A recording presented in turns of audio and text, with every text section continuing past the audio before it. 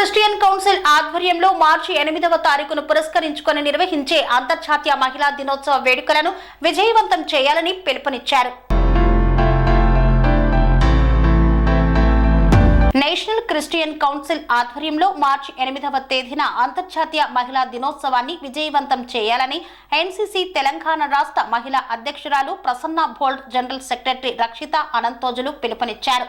Malkajgiri Jyothinagar community హాల్లో ఉదయం 10 గంటల నుండి మధ్యాహ్నం 2 గంటల వరకు ఉమెన్స్ డే వేడుకలు జరుగుతాయన్నారు. ఈ వేడుకలకు పలువురు మహిళా వక్తలు హాజరవుతున్నట్లు పేర్కొన్నారు.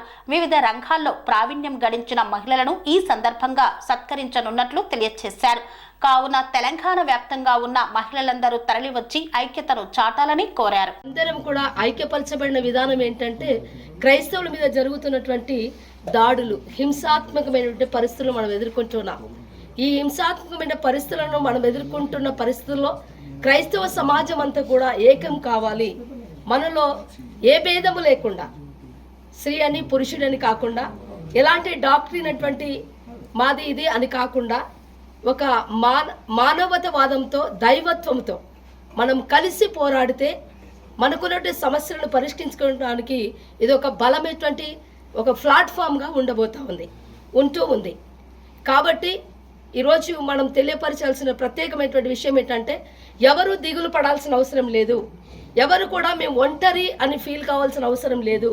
మనం సమాజముగా, క్రైస్తవ సమాజం చాలా వినూత్నమైనటువంటి మార్పును సమాజంలో తీసుకొచ్చినటువంటి చారిత్రకమైన ఘట్టాలు ఎన్నో ఉన్నాయి.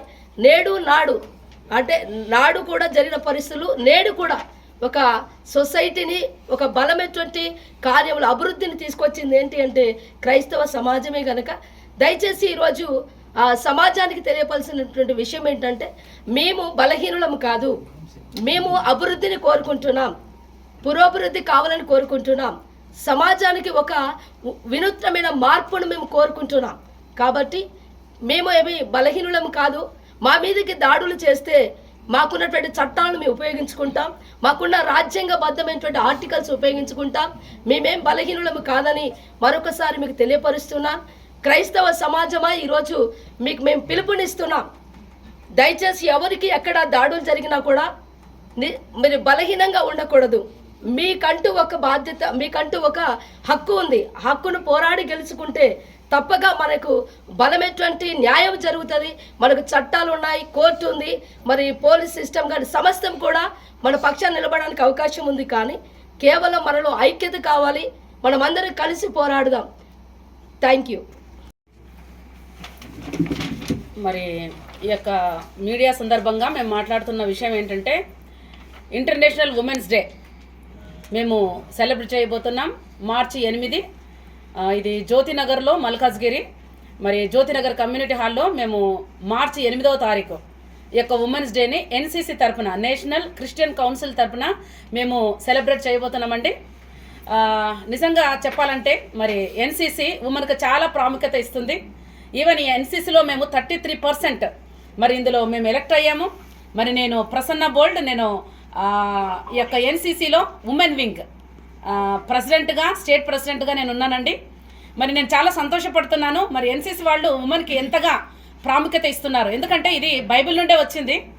మరి దేవుడు అసలు ఈ యొక్క ఉమెన్ను పరిచయం చేసిన విధానం ఏంటంటే, ఒక సూటబుల్ హెల్పర్ అని పరిచయం చేశాడు.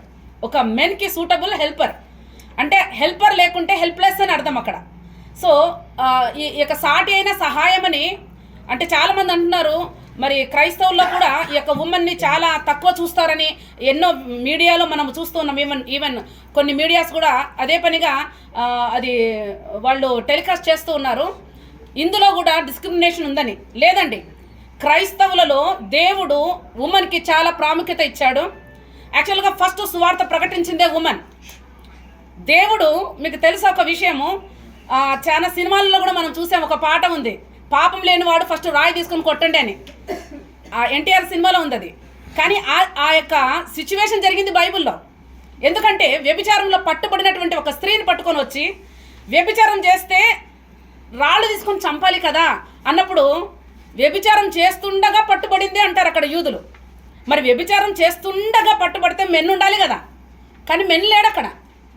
కేవలం ఉమెన్ పట్టుకొని వచ్చారు. అప్పుడు యేసుప్రభు అంటాడు, మీలో పాపం లేనివాడు ఫస్ట్ రాయి తీసుకొని కొట్టండి అని. అంటే యేసుప్రభు ఎంతగా స్త్రీలకు ప్రాముఖ్యత ఇచ్చాడు. మరి అదేవిధంగా ఈ యొక్క ఇంటర్నేషనల్ ఉమెన్స్ డే కూడా మా యొక్క మెయిన్ నాయకుడు జీసస్, ఆయనను బట్టి మేమందరం ముందుకు వెళ్తున్నాం. సో మేము చాలా సంతోషిస్తున్నాం ఈ యొక్క ఉమెన్స్ డే సెలబ్రేషన్ జరుపుకోవడానికి. సో దయచేసి ఈ యొక్క వెన్యూని మీరు గుర్తుపెట్టుకోండి. మార్చి 8 తర్వాత ఈ యొక్క మార్చి 8 మేము సెలబ్రేట్ చేయబోతున్నాం. అది కూడా Jyothinagar community hall, Jyothinagar, Malkajgiri. So దయచేసి ఎన్సీసీ తరపున నేను స్టేట్ మొత్తానికి, అంటే ఈ తెలంగాణ స్టేట్లో ఉన్నటువంటి ప్రతి ఉమెన్ నేను పిలుపునిస్తున్నా, మీరందరూ రావాలి, వచ్చి ఈ యొక్క అద్భుతమైనటువంటి అవకాశాన్ని మనం వినియోగించుకుందాం, స్త్రీల యొక్క ప్రాముఖ్యతను మనం తెలుసుకుందాం. సో నేను పిలుపునిస్తున్నా, ప్రతి ఒక్కరు వచ్చి ఈ యొక్క ఇంటర్నేషనల్ ఉమెన్స్ డేని సెలబ్రేట్ చేయాలని, దీన్ని సక్సెస్ చేయాలని నేను ఒక ఉమెన్ వింగ్ స్టేట్ ప్రెసిడెంట్గా నేను మీకు అందరికీ పిలుపునిస్తున్నాను. Thank you. స్వామి బోధానంద గోసేవ ఆశ్రమం, సైథాపూర్. జ్యోతిష్యం, వాస్తుశాస్త్రం మన పూర్వీకులు మనకిచ్చిన వరం. దుర్గాదేవి, కాలభైరవ ఉపాసనతో వాక్సిద్ధి పొందిన శ్రీ శ్రీ బోధానందగిరి స్వామివారు మీకు ఎలాంటి సమస్యలున్నా, వాటిలో ముఖ్యంగా ధన నష్టం, ఆరోగ్య నష్టం, భార్యాభర్తల మధ్య గొడవలు, ప్రేమించుకున్న వారు దూరం అవడం, ఎన్ని సంబంధాలు వచ్చినా పెళ్లి ముడి పడకపోవడం, రోడ్డు ప్రమాదాలు, అప్పుల బాధలు, వ్యవసాయంలో నష్టాలు, పెద్దల మాట పిల్లలు వినకపోవడం, ఆరోగ్య శాంతి, గృహశాంతి, మనశ్శాంతి లేకపోవడం, ఇలాంటి సమస్యలు ఉన్నట్లయితే ఒక్కసారి స్వామీజీని కలవండి. మీ సమస్యలకు తగిన పరిష్కారాన్ని పొందండి. అంతేకాక అన్ని రకాల వ్యాధులకు గోపంచగవ్య మరియు మూలికా వైద్యం చేయబడును. నమ్మకంతో రండి, ఆయురారోగ్యాలతో వర్ధిల్లండి. మా అడ్రస్ స్వామి బోధానంద గోసేవ ఆశ్రమం, సైథాపూర్, వీరభద్రస్వామి గుడి దగ్గర, యాదగిరిగుట్ట. సంప్రదించవలసిన నెంబర్ 9849213754 మరియు 9618034138.